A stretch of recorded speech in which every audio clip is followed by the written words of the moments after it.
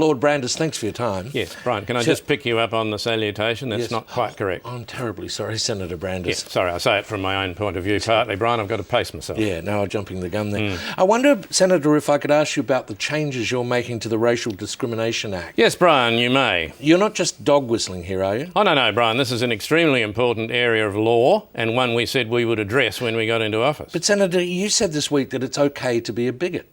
Well, what I actually said, Brian, is that if the right to make public statements exists, then the right to make bigoted statements exists. Clearly, by definition. What's that? Oh, Don, could you get someone to close the gate, No, they're please? just trying to be friendly. Give them something to eat. Yes, Senator Brandis, to continue, just in terms of the statements you've made during the week... Can I say, Brian, that this is a matter that's still in progress. We're still talking to people about the nature of this impending legislation. OK, Senator, but why are you making these changes? Well, there's a lot of statute law, Brian, that bears particularly on exactly this issue, and there's also a great deal of jurisprudence. This is from the jurisprudence? No, Brian, this is from judges. Oh, this is what they say in their statements? Yes, Brian, in the judgments, including obiter dicta. I mean, whether it bears on the reason for the decision or not, Brian. And you want to control the judges? Res ipsa loquitur, Brian. I would have thought so. You've mentioned many times this week that you want to reinstate the right of journalists to say things that are wrong.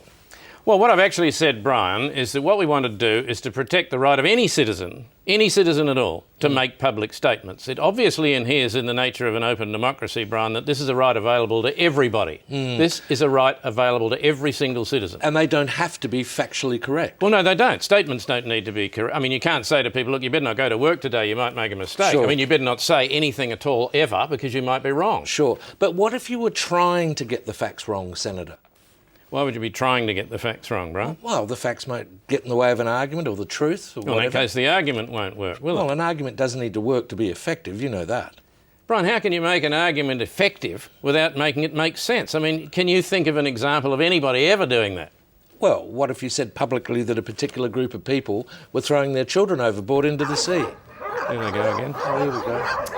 Don't give them something to eat. We'll have to wind this up. They just up. want to feed. We might leave it there, Senator Brandis. Thanks for your time. Oh, lovely to see you, Brian, and good evening. You're going to get some flack from this, aren't you? With any luck, yeah, Brian. It's going like a beauty so far.